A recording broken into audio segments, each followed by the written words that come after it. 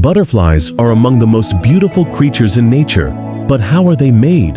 Let's take a closer look at one of the most extraordinary transformations in the natural world. Everything begins with an egg, a tiny pinhead-sized dot placed carefully on a leaf. In just a few days, life begins to stir inside. From that egg emerges a caterpillar, also called a larva.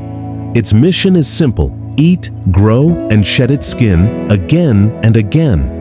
A caterpillar may grow over 100 times its original size in just a few days. Then the real mystery begins.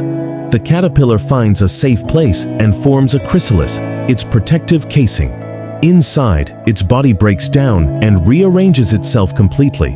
It's not just changing, it's rebuilding. Finally, the butterfly emerges. At first, its wings are soft and folded, but soon they expand, harden, and lift the insect into the air. What was once a crawling caterpillar has become a flying jewel. This cycle, from egg to butterfly, is called metamorphosis. It reminds us that change isn't always easy, but it can be beautiful. Like all insects, butterflies have 3 main body parts: head, thorax, and abdomen. They also have 6 legs, compound eyes, and antennae. Butterflies have 4 wings, 2 forewings and 2 hindwings. These wings are covered in microscopic scales that reflect light in different ways to produce vibrant colors and patterns. Antennae is used primarily for smell.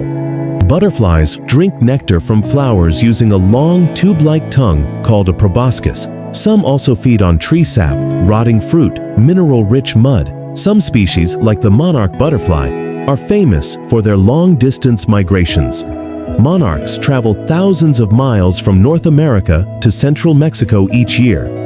They navigate using the sun's position and possibly Earth's magnetic field. Butterflies can live in diverse habitats such as meadows, woodlands, rainforests, deserts, urban gardens.